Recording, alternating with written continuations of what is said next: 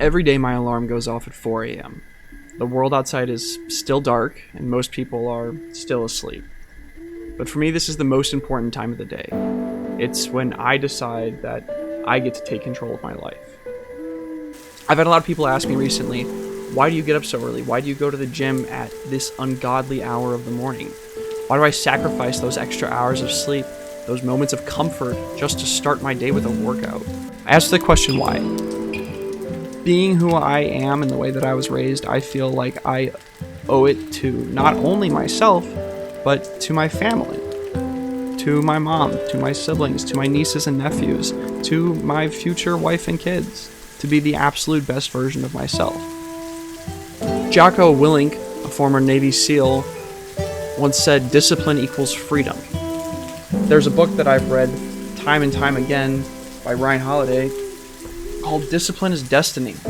In the book Discipline is Destiny by Ryan Holiday, he talks about historical figures that have shown perseverance through the hardest and most difficult times of history through the actions of discipline, through the daily practice of discipline. Discipline isn't about punishment or restriction, it's about liberation.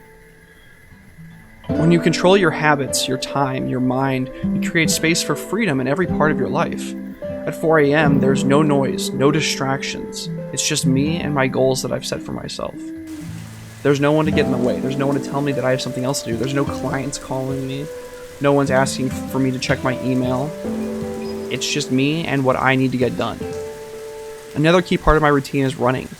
I run 5+ miles 2 or 3 times a week. This past week on Thursday, I completed my first half marathon. Running to me is more than just physical exercise. It's a mental resilience in action. It's where I have to push past what I think is possible for myself, push past where I genuinely feel the pain. I feel like giving up, but I have to keep going because I set these goals for myself, and my word means nothing if I can't follow the promises that I gave to myself. When you're a few miles in, your legs are burning and your breath is shallow. The easy thing would be is to stop, walk home or hitch a ride or something like that. But David Goggins once said most people quit at 40% of their capacity. That's really stuck with me. What if every time we felt like quitting, we were only tapping into a fraction of our potential, less than half? So I keep going, because I know I have more to give. I think running is an important aspect of anyone's healthy life. It's really good for your cardio. It's really good for your mental. It's really good for you mentally just to get outside, you know, run amongst the trees, listen to the birds, listen to some good music if you want. Do what you want to do, but I think running is something that everyone should do. It should be a weekly practice at least. Another thing that I do to try to stay as disciplined as possible, as shockingly something that I wasn't doing for the longest time, was just simply staying hydrated. It's one of the simplest things, yet it makes such a huge difference. We hear it all the time, drink more water. But there's science behind it. Dr. John Ivey, an expert in sports nutrition, explains how even mild dehydration can affect mood, energy, and focus. By staying hydrated, I'm setting myself up for success. It's not glamorous, but it's essential. When I spent time at the Coast Guard Academy, they would tell us to hydrate, and we'd have to yell back, "Hydrate or die," and then take a giant swig of water. It was part of the daily routine.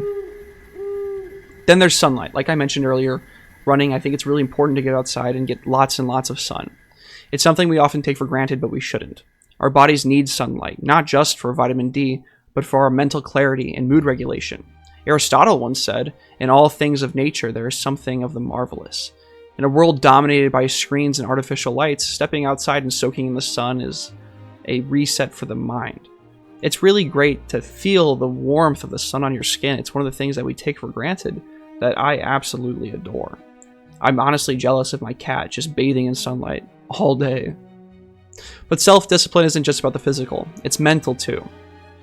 I read and journal daily because it gives me space to reflect, to digest, and to grow mentally. Marcus Aurelius, the Roman emperor and Stoic philosopher, believed that the happiness of your life depends upon the quality of your thoughts. Journaling helps me filter through those thoughts, seeing where I'm succeeding and where I need to improve.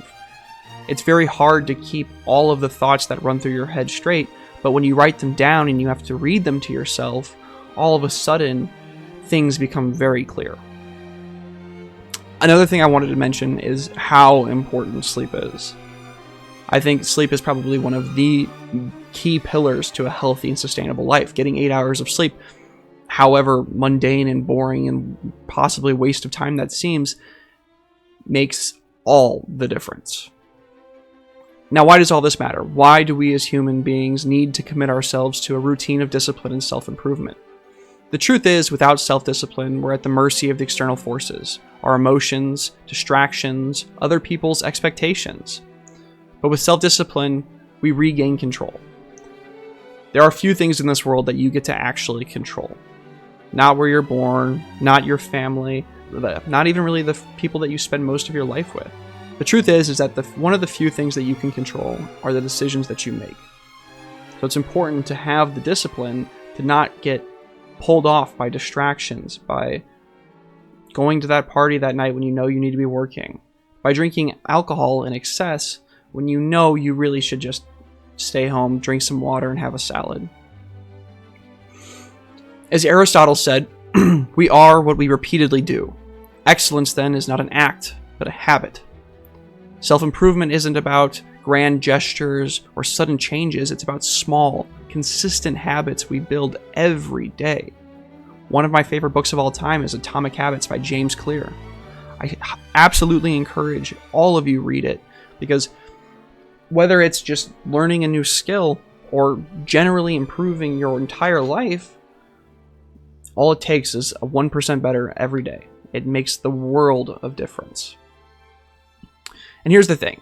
Self-improvement is never finished. I've built these habits over years, but there's always more to do.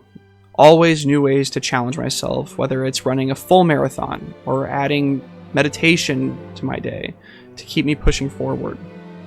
Self-discipline isn't about achieving perfection, it's about progress. They say best is the enemy of better. It's about quiet confidence that comes from knowing you are living in alignment with your values. That you're taking steps every day towards becoming a better version of yourself. That you're actually listening to and fulfilling the promises you made yourself. So here's my question for you. What's one small habit that you can start today that will help improve you?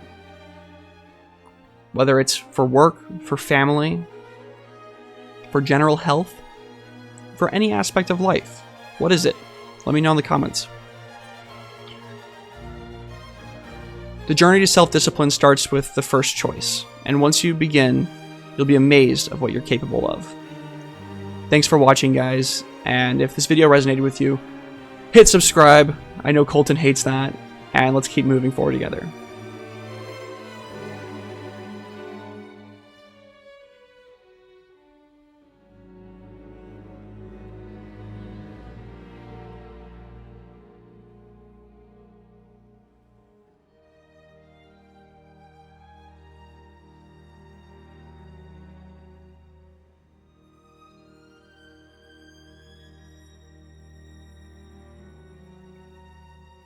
Before my dad passed away, he was really proud of me for all my physical, he was really proud of me for all the sports I used to play.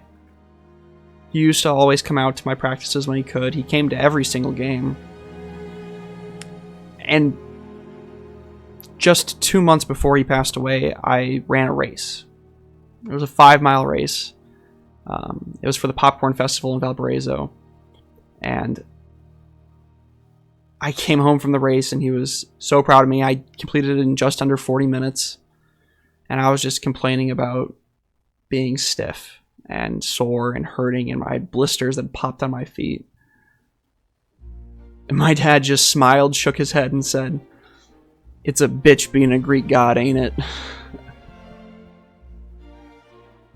And I just laughed. If my dad thought that I could be a Greek god, he was absolutely making fun of me for complaining about my decisions to run a 5-mile race, then hopefully I can do my best to live up to a fraction of what he thought I could be. So be the best version of yourself that you can, not just for yourself, but for those in your family, for the people you care about, for the ones that you want to help, and just get a little better every day. That's all it takes.